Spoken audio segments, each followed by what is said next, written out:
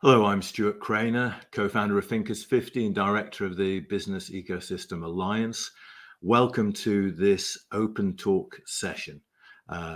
This very much will be an open talk session. We're going to have slides and insights from our guest and conversation along the way.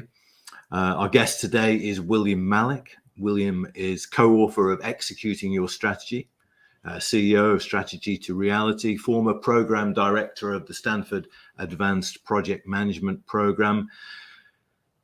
William's interest in RenDanHeYi in the world of ecosystems stems from his work with the Southeast Asia Research Center, RenDanHeYi Southeast Asia Research Center.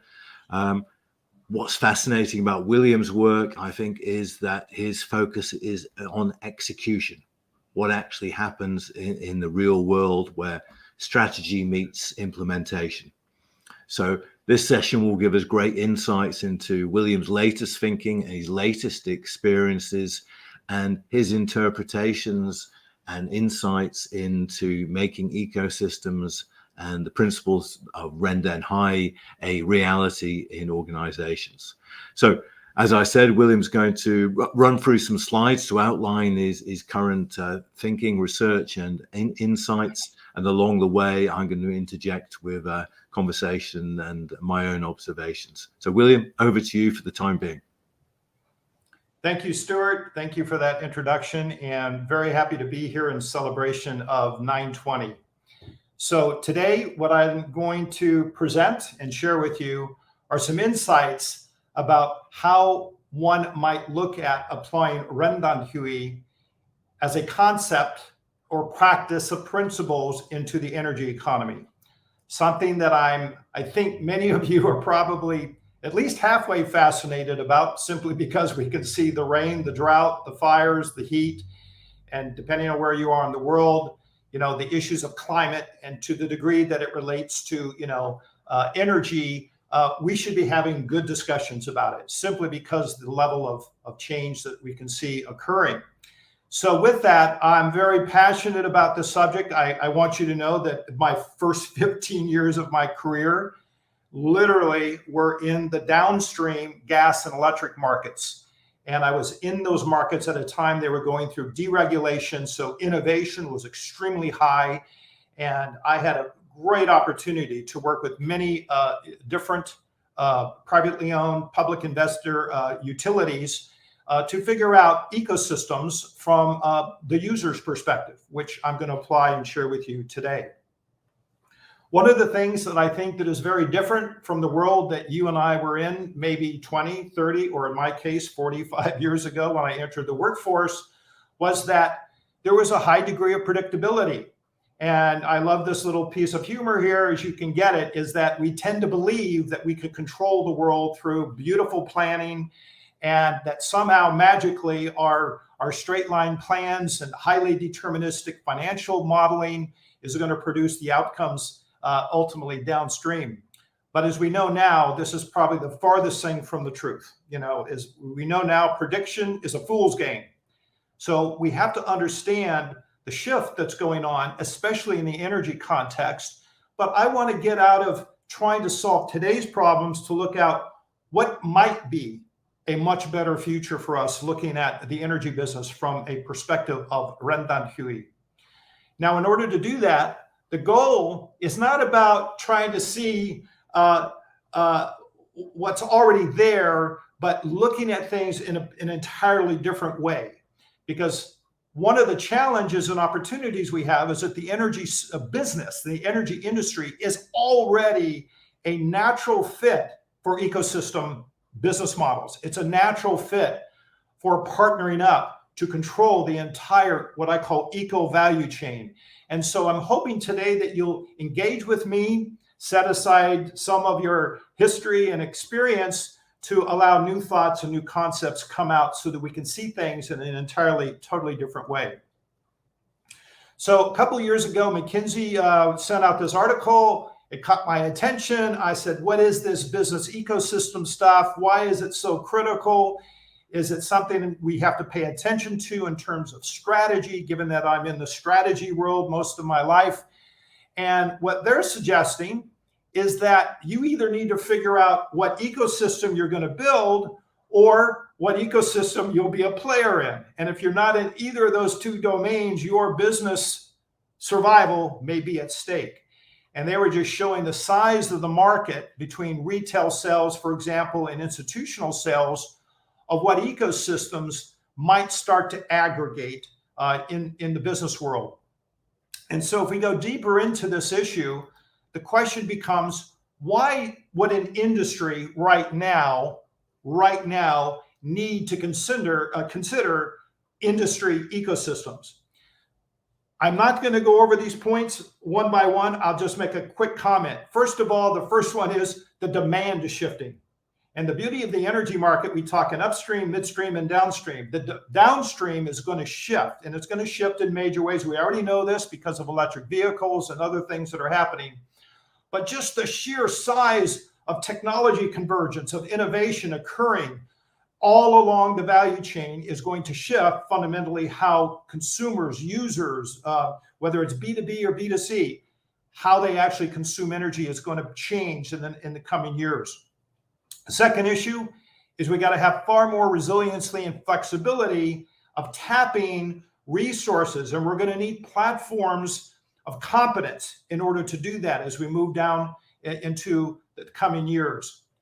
A third one, which we already see right now, is one of the challenges, especially in the energy business. And if you think about offshore platforms, the projection is that 1/3 of the workforce will become automated. Now, that's a fairly big, significant shift just in the energy business, but getting skilled workers that are going to, actually run the new systems that are going to be taken over by, to a degree, robots and other digital technology, getting those skilled workers will not be a minor issue. So we need ecosystems to tap into so we have access to talent, because we're going to see in a minute, control of human capital versus access to human capital are going to be far important elements to think about strategically. We see a lot of personalization to begin to occur, and brand loyalty will begin to shift to the full ecosystem that's providing you the services. I keep thinking of Apple for myself. I pretty much, unfortunately, I only buy Apple because it's part of my ecosystem. Movies, music, you name it. Everything I'm doing centralizes around my loyalty to the ecosystem because I don't want to have 3 different ecosystems to tap into. Innovation, we've already talked about that before, but we'll make a comment at this by the end. And the most important one at the here that I want to bring up, which has been around, a lot of talk, but is how do we actually manage this issue of ecological sustainability? So these are drivers that are shifting now. And one of the opportunities that I had just a few years ago, it was last year, had the chance to have a chit chat with Gary Hamel. He wrote the book called Humanocracy. And when I read the book, after finding out it was related to the higher business model, I literally had to read this like 16 times because it was a profound statement of performance that I had never seen in 30 plus years of doing business management, executive education. And the quote here is very clear: with revenues of more than 38 billion, Hire, who is the company I'm going to share with you today, that has embedded this concept of RenDanHeYi principles, has been essentially emerging and working with over the last 12 to 15 years. And Gary's comment here is that their profits, their gross profits, now I'm not talking about revenue, I'm talking about gross profits in their core business, which happens to be home appliances, grew by 22% per year over this 10-year period. Now, you really have to be a really savvy financial person to recognize when you take 38 billion and do 22% gross profit every year in a growth like this, you have to realize that it's pretty stunning. It's the financial performance is such that how could they do that and also grow the revenues at 20% compounded annually? So I began to really get serious about this, probe, who was doing what, how does the system work? etc. And I'm here to share with you the application of RenDanHeYi that I have learned in the last 3 years to make it hopefully come alive for you in the context of energy. Now, I want to forewarn you, HEYi is acting and working and implementing strategy at what I call a world-class level. You will find very few industrial companies who are making products like RenDanHeYi, like HEYi, that are actually at this level of maturity. And they will argue that they're just beginning, that they're still emerging. But the power of the RenDanHeYi model is allowing for this emergence. And one of the key themes that I keep coming back to with businesses is emergence over scale. You're never going to catch up with the scale issue. We want to emerge with the opportunities that the world is showing us, whether it's the climate challenge, whether it's migration of populations. We could go on and on with this. But the beauty of this is that the ecosystem model that RenDanHeYi is based on is very simple. It's enabled by micro enterprises, it's bounded by smart contracts, and it's supported by other ecosystem networks, to put it very simply as I can. So this is what we're going to actually engage in. Now, having said that, I've done quite a bit of study on looking at the futures, because one of my other background skill sets is doing strategic foresight for large companies.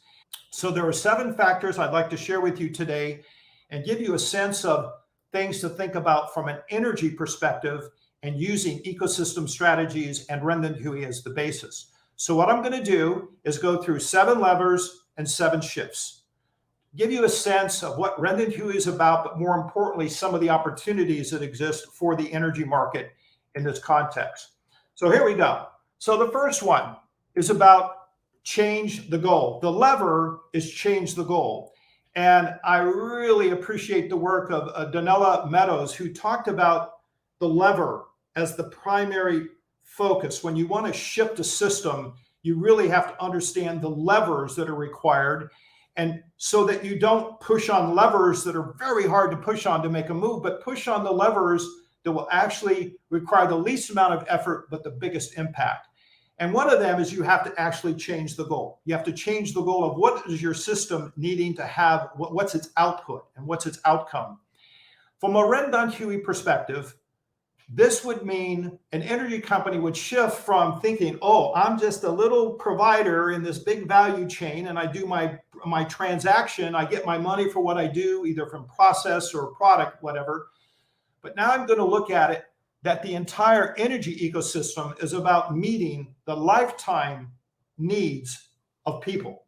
And that could also be businesses, lifetime energy needs. So one of the key principles that we have in RenDanHeYi is that value development, value creation is not just for a transaction, for a one-time deal. It is to actually build value for the life of the user, the life of the customer that you have with you in your ecosystem.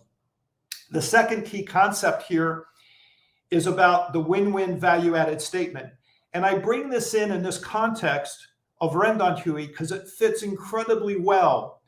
It actually should say, by the way, win-win-win, because the unknown actor here that we've never included in the equation is nature.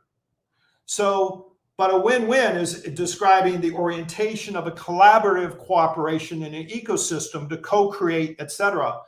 But from an economic perspective, as Kate Raworth actually shows in the Donut Economic publication that she did a few years ago, which is quite profound, she said, you know, if whatever we do, let's do it in a space that allows everybody to be safe and allows nature to heal and regenerate, as well as taking care of the people that we are all part of in the global ecosystem, if you would. So I'm happy to kind of introduce this notion of sustainability, but I'm using it slightly different, but still rather important because of the areas of understanding. Are we at the limits of the biosphere in terms of what we're doing? So from that perspective, one of the shifts in this area to go to win-win is I got to move from, oh, this will be about a pricing strategy to a value strategy, moving from pricing wars to value wars. And you can see here the definitions of the win-win value-added approach that is used in a RenDanHeYi context. is measuring the value continuously and also meeting those needs continuously. Because remember, this is about a lifetime value journey. So with that, Stuart, I'll stop here for the first time. Let's see if we have a question or some conversation here on this, on the first lever. It's one of those things that sounds easy, doesn't it? Change the goal. But I think it's the most profound change of all, isn't it? Yeah, I totally agree. And if you read Meadows' work, it's that first one is about basically understanding what values do you want to embrace? What are the systemic opportunities that really will shift the game? And in the energy business, it's been around for 40, 50 years. It's become so, it's a highly efficient engine with the core technologies there, especially in the fossil area. And what we're talking about is shifting the goal of why does that industry even exist? What is its purpose? And it's easy to talk about, it's easy to pontificate about, but when we really talk about how it shifts strategically and ways that I can execute it, now we're in a different game. But yes, it is the number. If you don't change this, everything we talk about after this is kind of a moot point. I know you've talked about the energy industry, William. These levers and the shifts you're describing, they're generalizable, aren't they? Yes. If you want to make the shift from to understand emergence over scale and the other ecosystem elements you talked of, these are the levers and shifts you really need to understand. Yes, and I'm raising energy again from the perspective that it's quite unique in that it's highly ecosystemic in its nature. As one example, I just did a kind of a case study on green hydrogen, right? Which is a big conversation. Like what other, renewable type energy is going to be in the marketplace and how fast and when, et cetera. And when you look at green hydrogen by itself, it has at least 500 different value chain combinations that could be created out of the different forms of hydrogen. And they call this the green hydrogen, blue, et cetera. And those who are in the market know this. But the bottom line is it's so ecosystemic by nature that it's a natural fit. And so I'm raising energy is simply, I believe that the industry itself is so ripe for a major revolution to become less commoditized and more built on ecosystem generation of value and delivery. You haven't mentioned profit yet. Change the goal. Where do profits fit into this? So profits are still there.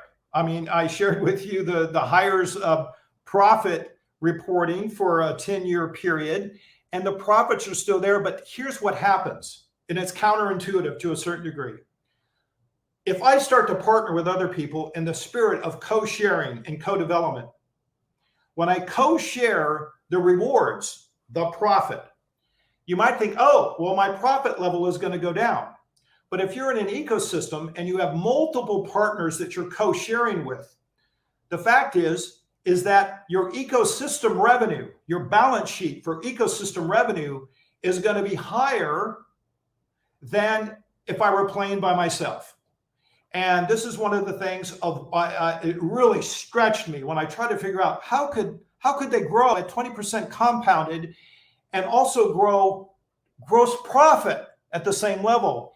And then the aha came to me, well, is because they're co-sharing. They're not needing to do an acquisition. They're not needing to make a major operational expense. And therefore, that's an intangible off the balance sheet, but they get the benefit of the margin sharing. And this is a very different approach to economic value. Okay, let's move on to the second lever then, William. Okay. So, and I'll just kind of summarize this to your point, Stuart. Hire made the shift because it has a vision about this goal, and it's represented in this little kind of mini systems diagram where they are committed to a much longer term journey without sacrificing the opportunity of what an ecosystem can do for you in terms of profit and growth, et cetera. So one of the things that guides, this is what we call the Iot Ecosystem Brand. It's very specific. It's based on this notion that information now with sensors, et cetera, it's going to be even more ubiquitous than it is today. It's going to allow us to make a lot more innovation, a lot more changes in terms of our lifestyle, and building a much more healthier environment for everybody involved in terms of our journey and living on the earth. So this is no insignificant issue. If you don't have leaders that can do this, trying to apply some of these principles, not all, but some of them are going to be a challenge. So this gets back to the point that the most important lever is understand the goal and the outcome that you're trying to drive to. So on the second lever, we want to talk about, I call this seeing the big picture. And the big picture here is really, again, recognizing that the energy industry is really ecosystemic by design. If you notice here on the little image, you've got exploration, production, transportation, et cetera. And there's multiple pathways depending on how the energy is used in the ultimate use base in the marketplace.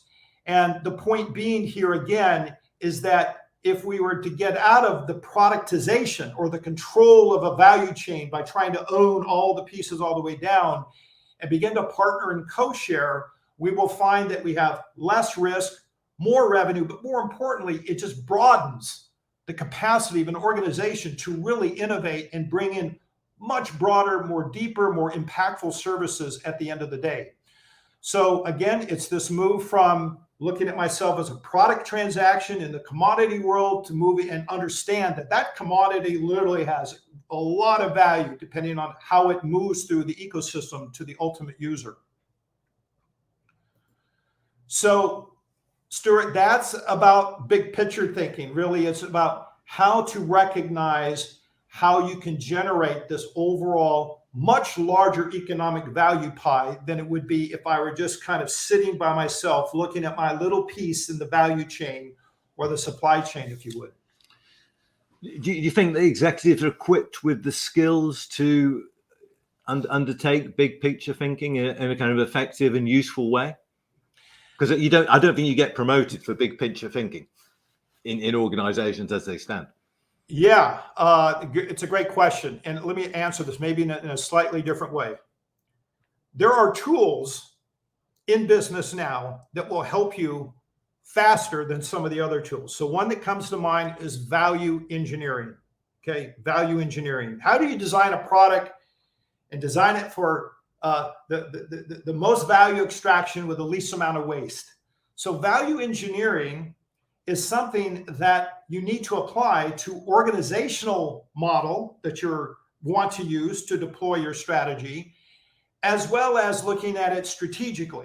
So value engineering, and one of it's not difficult in defining who are all the actors that you have in your ecosystem. Who do you need? Who isn't there? Who's going to emerge as a result of this? One of the big challenges in emergence is you don't know, because once you get into it, it'll expand, as they say, naturally, and you begin to look at things differently. But my point being is that value engineering and systems thinking, these are, in fact, going to be critical leadership skills in order to understand how do I go about to define all the players, what value are they bringing, and how do I actually value engineer this? And in a minute, I'll show you an artifact that is used at Hire and actually to do this. Yeah, systems thinking is one of those ideas that's been around for a long, long time and seems more applicable than ever before to organizations. Agreed.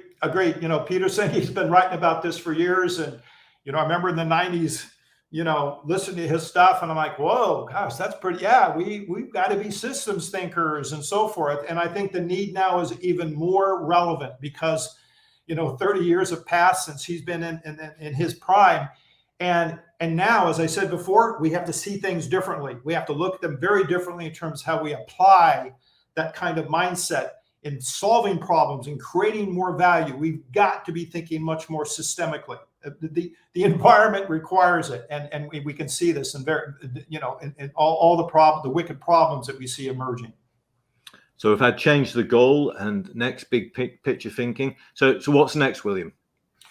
So what's next then is, as we move along the chain here, probably, in my estimation, probably the most critical one that holds everything together. And this is the element about nurturing human nature, right? And we're picking these words very carefully. But the idea here is this. In RenDanHeYi, and you see the words that are out pictured here in the image, Ren is about people or humanity. I actually think that the Chinese translation, it's Ren is the humanist, the humanity in all of us.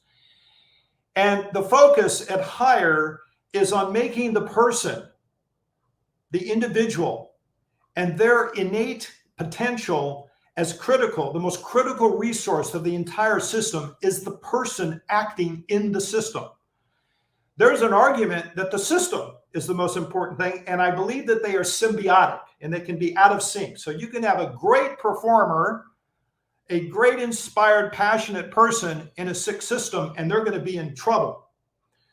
But one way or the other, if you don't have the people and understanding the intrinsic motivators of having people being entrepreneurial, I'm not talking about entrepreneurs from a standpoint of just going off doing their own thing. These are entrepreneurial employees. They have the support of a major organization, technology, information, financial leverage and resources, et cetera, that when the people are paid attention to in the concept of expanding their own creative potential, you're going to see in a minute that you can back off on some of the other levers, because this by itself is going to create the dynamics of creative, innovative change and transformation that we all are kind of anticipating here as we see the challenges in the world. The second part of Dan is about the goal, which we say the goal is to be one with the user. And you'll see here in a minute, we have this concept of zero distance, that we are one with the user that we're trying to serve. And if we're not going to be providing the type of services that are required for them to be with us on a lifetime journey. And then the final thing is here is the alignment. It's the RenDanHeYi. It's where the employees or the entrepreneurs are so integrated with the ecosystem that they're delivering that value on a continuous basis. And if anything, I would say is that RenDanHeYi is an alignment mindset. RenDanHeYi brings an alignment of many concepts, but in very simple form with not a lot of rules in many cases, that allows the system to emerge organically, this issue of emergence over scale.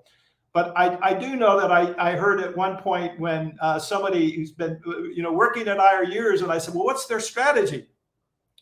And he said, well, I've heard John Ramin say, the strategy is very simple. Expand human creative potential.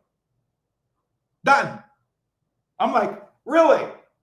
And now after 3 years of studying, I kind of get a sense that, in fact, that is one of the core strategies. And I'm bringing here, the focus here is that in addition to this, we must allow for the expansion of human creative potential, and it must be in the context of taking care of myself, taking care of others.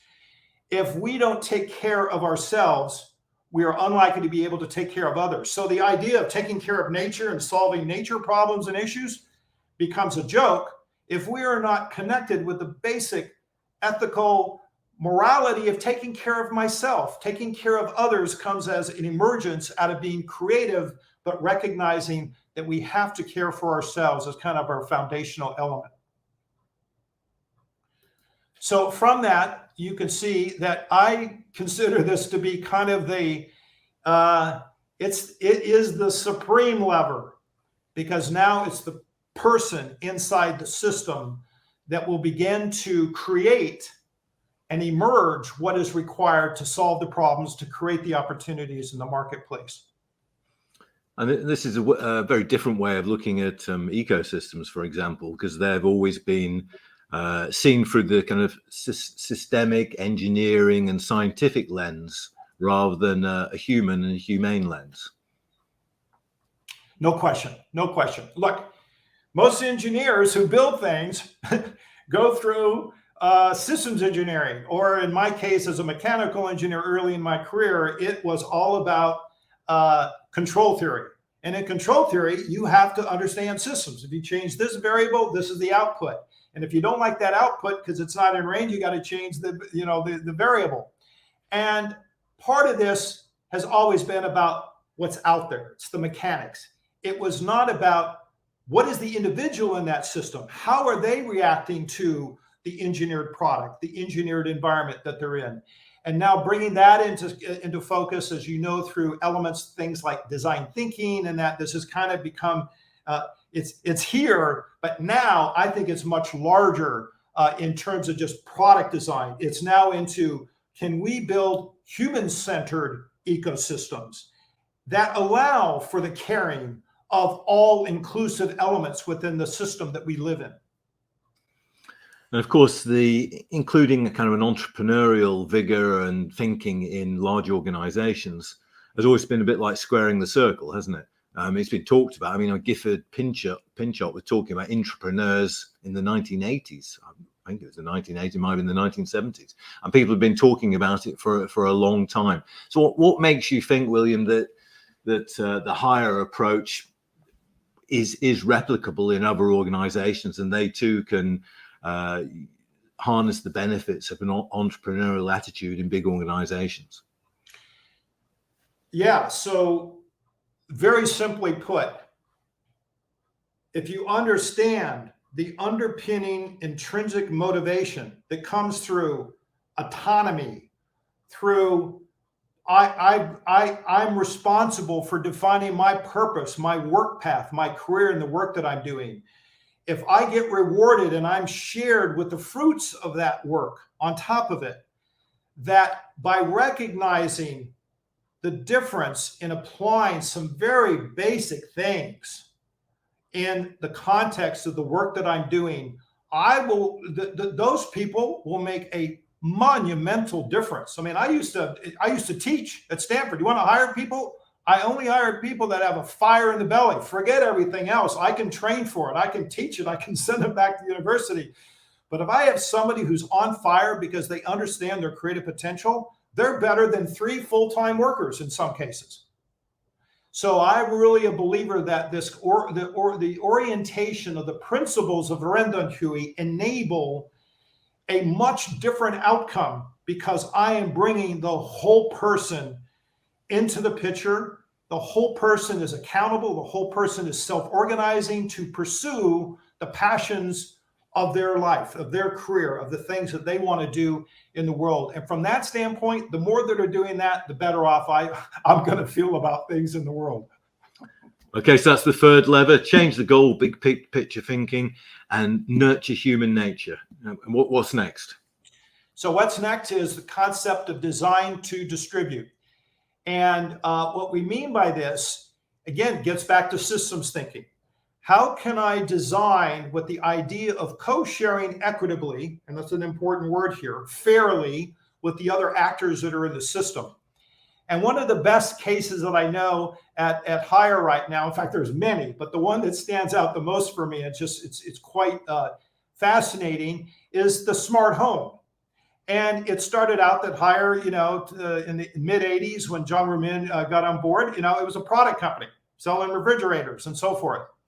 But you can see here by the image on the lower right that it's emerged to the point now that they've gone in by the application of technology and information, and especially of how the user is using their appliances in the home environment. They have now emerged an entirely different ecological system to provide services for the user.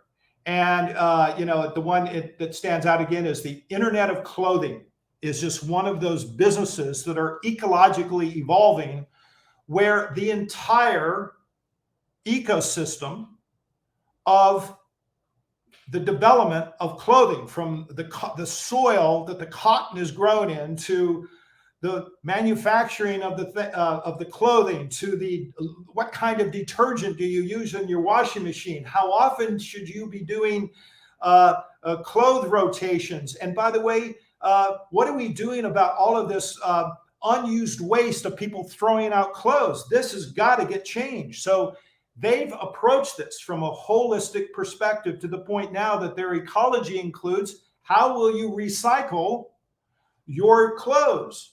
And should it go to the local social agencies for people who have no clothes, the homeless, or you can just name your flavor. But for me, this is where the ecological value then becomes dramatic, because it becomes purpose-driven. It becomes systemic. It's systematic in terms of how the value is delivered.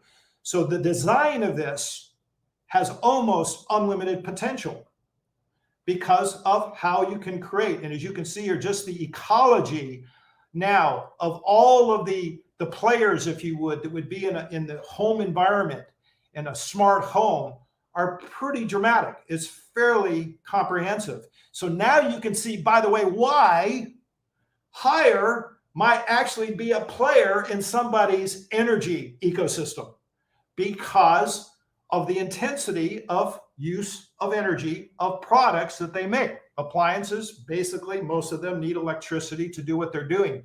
So this, again, allows you to understand how far this can go. It's only, there's almost no bounds to it when you really begin to understand these the ecology of these ecosystems. So from that perspective, one of the most important things to do this, and I promised to share this earlier, is that in hire, ecosystems are held together by this concept called the Emc Contract. It's a smart contract. And basically, there's a predetermined evaluation of how the value is going to be shared amongst all the partners. And you can see here in the upper right, there's actually one of the artifacts and tools from the Boundaryless organization about how do you go about planning in this ecosystem of partners to be able to quantify upfront and agree to what value is shared with who along the value chain. And once the value is actually occurred, i.e. a consumer or a user has paid for their services, those funds get distributed instantaneously because of the sophistication of the technology that underpins RenDanHeYi. So I use this as an example to bring in this concept of the ecosystem micro-communities that comprise this ecosystem, but it's just, they're not just there. There's some discipline that goes into this to create the interconnection, to create the value equations that they operate on. So with that, we're on to our summary here. Yeah, there's kind of a paradox here, isn't there, William? Because you talk about emergence, emergent value, and emergent models, and yet the word design also. So they're kind of usually contradictory, aren't they? Emergence and design. How do they relate to each other? How do they work together? Well, again, if you approach design and especially with the mindset that you're going to continue to improve what you're doing, you're already embracing a much larger, if you would, vision about design. So, for example, every day I get up, I go, you know what? I'm a new prototype today. Yesterday was my old prototype. What else do I need to learn today? What else is going to come? What else is going to come my way that I need to pay attention to?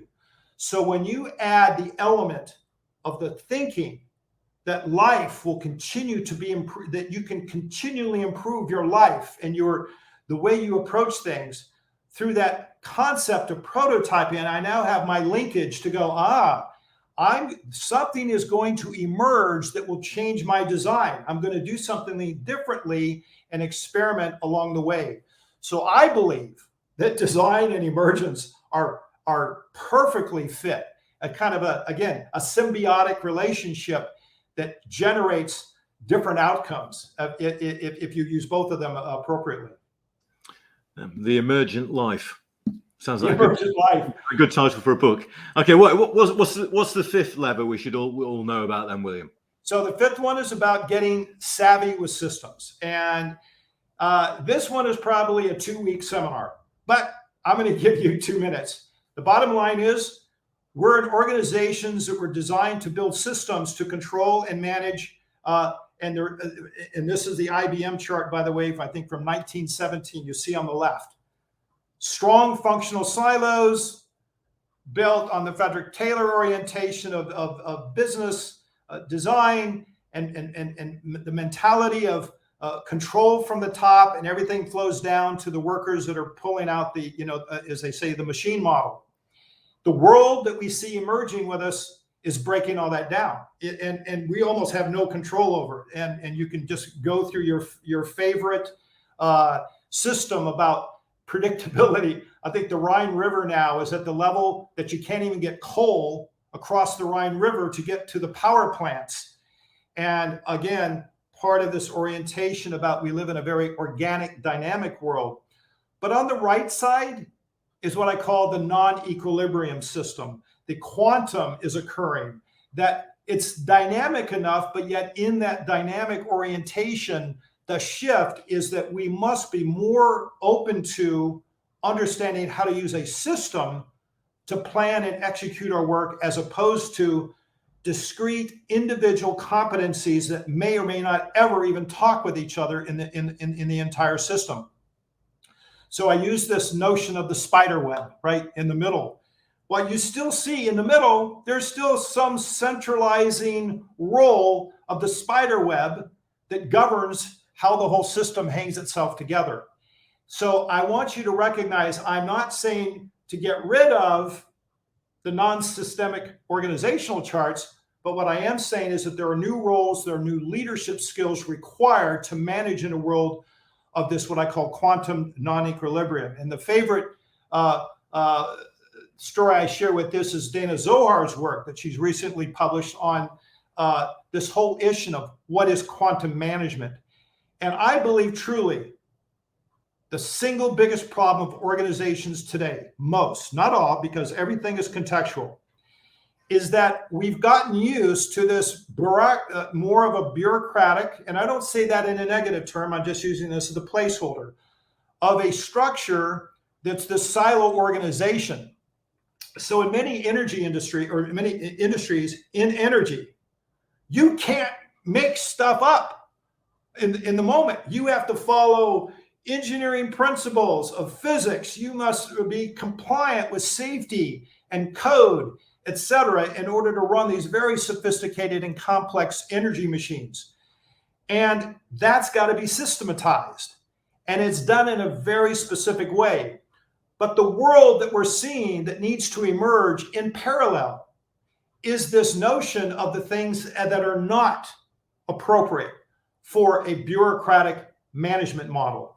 And the point being is that the paradox of many leaders is to recognize you actually need to learn how to do both, because your core business may be optimized already in a way that's, if you would, risk adjusted to maintain your core business. But on new stuff that's coming, you have to get out of this notion that everything is predictable, everything is planned, everything is highly routinized, etc. So again, this concept of the quantum non-equilibrium. And again, I appreciate Dana's work on this to kind of bring this to our awareness that leaders are going to have a major opportunity here to understand there's two different contexts that will need to be managed. Yeah, HeYi describes itself as a quantum organization, doesn't it? So in the way you see it then, William, is that a quantum organization is one that's comfortable with the lack of equilibrium within the organization and without the organization. Lack of the lack of equilibrium, but we'll put it this way, the ability to be okay with uncertainty. The ability to be okay, we don't know today, but we might know tomorrow that something's going to emerge to allow us to get clearer about what we need to do. And this is very easy, by the way, for entrepreneurial teams who, have been doing this, with venture capital. But from a corporate standpoint, it's much more difficult to begin to help encourage people to be thinking that it's okay to not to be perfect. It's okay not to know. It's okay not to understand that we're not going to be able to control all of these external drivers in the world that we begin to see here. So this capacity for being okay with rapid, systemic, disruptive change is going to be required by many, many people. And again, you can just pick your flavor today. Where do you want to go? What issue do you want to tackle where this is going to be extremely important? Okay, let's move to point 6 then, William. All right. So the sixth one is to create to regenerate. And the beauty of this in RenDanHeYi is that it already is amplifying a concept called zero distance. And what we're adding here is the concept of zero waste to kind of be the placeholder for whatever we do in this ecosystemic chain of value creation, is that we drive the waste to zero. This becomes kind of the circular economy, right? But this is engineered. This isn't just something that occurs in the downstream. Designing for zero waste becomes a new competency that we need to look at. My argument is that an ecosystem is far more apt to generate new services out of this, to expand the opportunities, to use the constraints of pollution and things that need to be dealt with, but do that from a planning and engineering perspective to make the system drive towards. It may not be perfect in the beginning, but we want to drive towards zero waste, which is the opportunity for climate. You can go on with air pollution, water pollution, and the whole 9 yards with this. So for me, it's the capacity to regenerate with the idea that we need to value nature as much as we do ourselves, because this is the source of our resources. This is the source of our longevity and health, comes through taking care of the very ecosystem that's giving us life every day, the breath we take, the sun we feel, etc.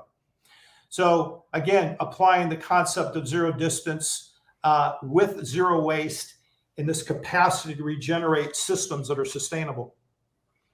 Well, it's interesting that nature, the environment, and climate change actually all run through all of these levers you've talked about, William, because it's for the greater good. The notion of for the greater good seems to apply. I think the circular economy is one of those ideas. As I remember, the Chinese were actually talking about the circular economy well ahead of the West. Not that they've necessarily put it into practice, but I think it's one of those really fantastic ideas that hasn't really made the progress you'd expect it to have made. I mean, there's pioneers like the Ellen MacArthur Foundation in the UK have championed it, but I haven't seen the progress on it I would have expected. Yeah, so Stuart, you're tapping on some potentially political elements here that I might stay away with, but I'm going to engage with it anyway. So if you're an American, you kind of know that it's based on the individual. The freedom of the individual. If the individual, you have unlimited potential if you live in this system. In the East, is where I live now and have been for 14 years, it's about the collective. It's about the family. It's about the community. My weekends are about the community. It's not about what I want to do myself. I enjoy the community effort. The collective is more important. And what I begin to see by being in an Eastern environment, that the ability to understand the connections of the community, you can easily begin to understand why they would think more circular, why they would think more systemically, because it's the collective that needs to survive. It's the family that's important. It's not necessarily the individual. And I get all that, but it sets up a nice paradoxical contrast between this is actually on my second point here on the slide. What we want to avoid is having a single actor have all the profit maximization.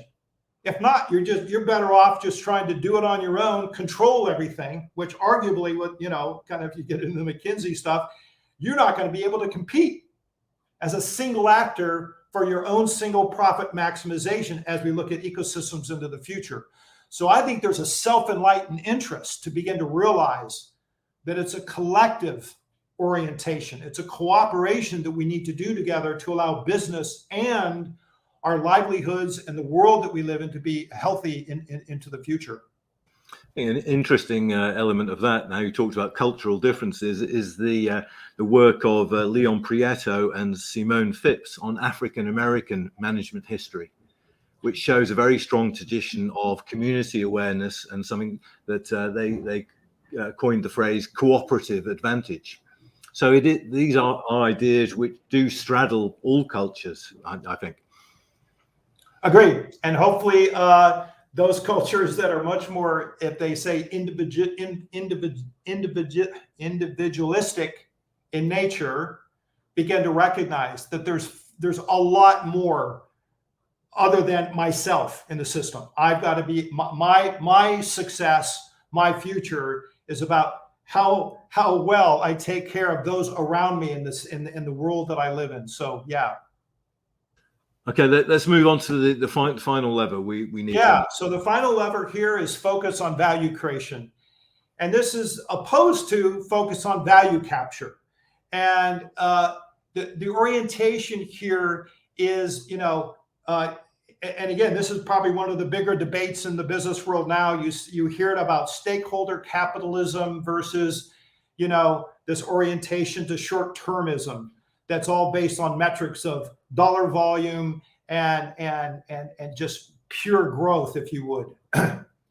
The economic system is driving that. Don't get me wrong. I understand the microeconomics of this, but we've got to begin to realize that we're going to need to look at some new potential economic patterns if we want to thrive. And I think that's the big difference between what I'm using here. It's not growth, it's thriving. And thriving through kind of a symbiotic way that we grow together. We grow as a result of what we emerge and work together to create more value than we could by ourselves.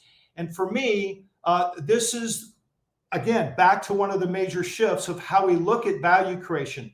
Now, in order to do that at the practical execution level, it really becomes a little bit more complex. And I throw up here kind of this image, which happens to be a little bit of a representation of the smart energy platform that HeYi uses to engage their energy ecosystem around the smart home. And this is important to realize that there is far more growth potential through the symbiotic relationship that all the micro enterprises have with the platform. They can begin to tap into knowledge, know-how, ideas. Literally, in the case of the ecosystem communities, it's the platform that keeps it all together. And this is why I think digital and the platform business is here to stay. And again, it provides the enabling capacity to focus on this ability for more value creation in the ecosystem. So that is the seventh factor in our discussion. Yeah, let's just refresh our memories. So change the goal, big picture thinking, nurture human nature, design to distribute, get system savvy, create to regenerate, and focus on value creation. It's a big ask of organizations. It is. It is. And I would suggest that if you look around, you read the news, unfortunately, the news is another issue by itself, but when you begin to recognize the challenges we have as a society, you can't keep your head in the sand. At some point, you gotta rise above it and realize that you gotta be part of the solution. And leaders that are emerging, high potential leaders in organizations, my hope is that we begin to educate and begin to support further development around alternatives to the kinds of business models we have now. And I'm only suggesting RenDanHeYi is one of many. There are others to look at, but it's certainly one that we can look at because it's not theoretical. It's happening, and it has been happening for the last 12 to 15 years. That's emerged into what it is today. And from there is where I think we need to look at it. And I will make this comment too on this note. In the energy business, we say, oh, well, we have reserves for 100 years sitting in the ground. Why do we need to make any shift off fossil fuel? We've already tapped it. We know we have known reserves, and at current rates, we could just keep going. The challenge we have is we don't recognize that around us, and this is just a short summary of 5,152 companies that are emerging to deal with just the renewable energy piece. Now, if you recognize venture capital, you only need 2 or 3 of these who will become multi-billion, maybe even trillion-dollar market cap companies because they'll apply ecosystem opportunities. This area of value creation, when I begin to realize that I don't have to do it all myself. And yes, there are disciplines that need to shift, but they are not overwhelming when you begin to understand, there is an opportunity for me to adapt principles and to begin to create and go after new ideas. So, I'm working with an energy company right now, and they're trying to figure out, we're really locked into this particular area in the value chain, but we want to diversify because we know things are going to change. And so they're using ecosystem idea at a very simple level to go pilot one company that they would use. And it's going to be a company in the innovation space. So they're not coming in with all the baggage of the old world, if you would. And they're going to use this as the experiment to change their own organization. So you don't have to figure it all out. You can start with small experiments. Start with demonstrating in a protected area, the safe place to allow RenDanHeYi to emerge. So I don't have to worry about working out the 18,000 decisions that have to go on. Then if I said, I'm just going to go change my organization. No, I don't even think that's wise. It's too much risk with it. And by the way, your core business probably has another 10 or 20 years of leverage left. So, but why not start to diversify? Back to that the two lens of strategy slide that I gave. And where does this leave leadership? Well, I will just put it this way. It's a nice segue to my going to my conclusion. First of all, I believe that organizational management innovation, and I'm using those words very carefully here, will drive the ecosystem economy because you're going to need operating management models that are going to allow the ecosystem strategies to play out. And, however, leadership is the leadership of these systems is going to require new behaviors, and that is the open door. Zhang Ruimin took the notion, his behaviors changed the thinking of the organization, his behaviors and how he was able to imprint a thriving leadership in an organization now that, by the way, I think was ranked the 3rd most valuable brand in China just last week. I think I saw some PR with, I'm like, whoa. And that was done literally in the last 30 plus years, since the mid 80s, So I really believe that leadership is critical. I'm saying the obvious. It's almost stupid to make it sound like this, but the behavioral shift that's required. And if you can begin to realize that if I can place an experiment so I can learn from doing things, I think leaders are going to be much more apt to understand they need to learn more. My past success does not predict my future, success as I move through it. So that experience is going to have to be altered. But this is what the world is showing us now with the level of disruption that's occurring in many, many different avenues. So with that, I would suggest as a leader, they say the best leaders have the best questions, not the answers. They have the best questions. And I'm just suggesting that these are 7 of them that you could start with, engage your executive teams, your board, and try to really figure out what are some of the answers to your organization in the context of these 7 questions. And you will get a long way, and you might come to the conclusion, there's nothing, or maybe we should do one small pilot project, just as an example.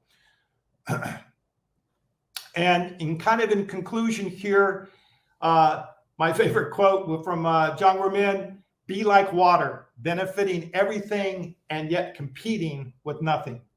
The element of water is a great metaphor to understand what a leader may want to embed in his thinking moving forward. So thank you for that, Stuart. And also for those of you listening, if you'd like to tap into a free download of the ebook, The Power of Ecosystems, here is the link. And I have a chapter in the book that's talking about crossing the chasm from linear organizations to living ecosystems. So please enjoy the read. The book is big, it's long, and there's a lot in there, so it won't be an overnight read. But thank you for your attention today. And thank you for those that have also fed my own awareness, which are acknowledged here on the slide. Thank you, William. That was a really fascinating discussion laden with insights. Please, if anybody's got any comments or thoughts afterwards, please get in touch with myself or William. We'd love to carry on the dialogue. William, really appreciate talking as always, and thank you very much. Stuart, thank you, and keep up the work. Business ecosystems are here to stay. So I think so. Yeah. Thank you.